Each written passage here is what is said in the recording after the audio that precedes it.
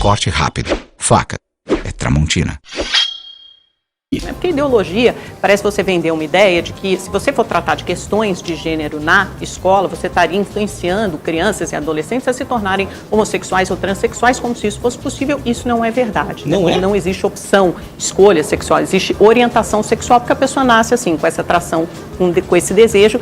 Isso é determinado em grande parte por um fator biológico. Ah, é? E em cima de quê que você baseia isso? Fala pra mim, esse conhecimento extraordinário. Eu também gostaria de acrescentar o que o professor falou sobre a ação direta de inconstitucionalidade do PSOL. Ele chama atenção para a ausência do termo gênero no Plano Nacional de Educação, para dizer também que deveria haver um combate ao preconceito, à discriminação, ao bullying por questões de gênero, orientação sexual e identidade de gênero nas escolas. As escolas deveriam priorizar esse ambiente plural e diverso, como preconiza a Constituição, né, que fala em igualdade, que fala também em combate à discriminação. O senhor não acha, professor, que esse combate ao bullying, à discriminação, à violência tem que ser ensinada às crianças e aos adolescentes no âmbito escolar? Não é importante passar essa mensagem, professores, diretores, educadores? Muito bem, então vamos aqui, voltando um pouquinho ao que você falou, né, sobre a questão da identidade de gênero, Sim. ou ideologia de gênero, ou teoria de gênero, Sim. só para a gente conceituar, e claro, conceituar seguindo aquelas que inclusive falam favoráveis a gênero. Então, não há um reconhecimento de identidade na questão de gênero.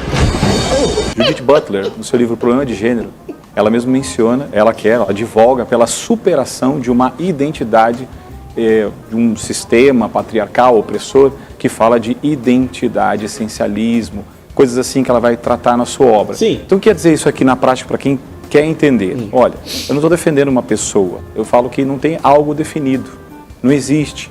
Então, que o fator cultural é aquilo que impera. Então, não há... Mas essa é a visão da Judith Butler, né? Que é uma filósofa, é uma pensadora, não, mas a psiquiatria já encara o fator biológico presente em crianças com 4, 5 anos de idade, que às vezes se olham no espelho e não se reconhecem com o seu sexo biológico. Aí a gente tem que ver o seguinte, quando a gente está falando de bebezinhos, não tem questão cultural no bebezinho. O bebezinho está ali, existem vários estudos sobre isso, você nota que o bebê não foi colocado para ele, age, tem um comportamento deste modo.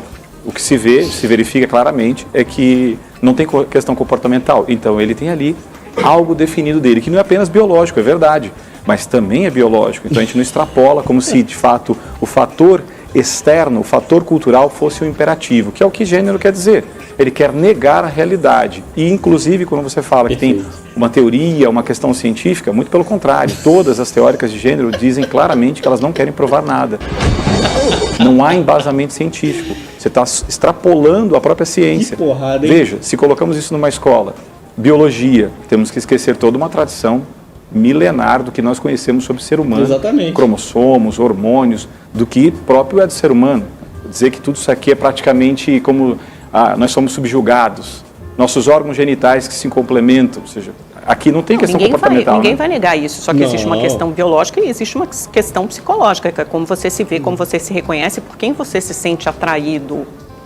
Na realidade nós estamos falando de crianças, né? Porque é disso que vai tratar, de plano de educação, e não a questão adulta. Então por isso eu acho que é importante a gente colocar um detalhezinho. Mas isso começa a se manifestar nas crianças, aos 4, 5 anos.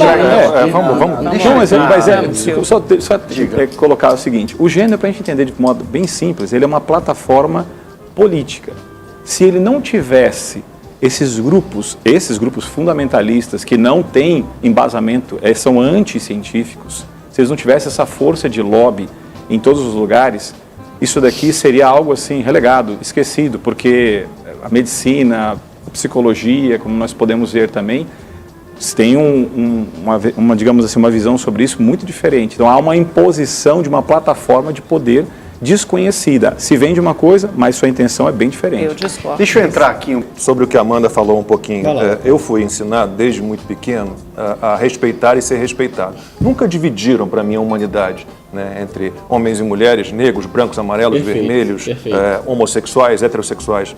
Respeitar. Então, quando você fala de bullying, de discriminação, por que não ensinamos apenas a respeitar o ser humano? Eu gosto muito do Alexandre Garcia. Alguém sensato. Quando ele diz que chega a um hotel, por exemplo, e joga lá um formulário para ele preencher e tem lá gênero, ele escreve humano, com letras garrafais, com letras desse tamanho. Aí eu vou perguntar para a Amanda, ela pergunta e responde. Por exemplo, uma criança de 6, 7, 8 anos, 10 anos de idade, comete um assassinato, um homicídio. Você acha que ela deve ser julgada como um adulto? Ela deve ser julgada e condenada e pagar uma pena como um adulto? Não, claro que não. Por que não? Porque ela não tem nem essa capacidade de discernimento, mas eu não Mas uma acho... criança de 6, 7, 8, 9 anos, ela tem capacidade de discernimento para decidir que ela quer trocar de sexo? Quebrou as pernas. Acabou. Acabou, Suzy. Vai pra casa e acabou. Corte rápido. Faca. É Tramontina.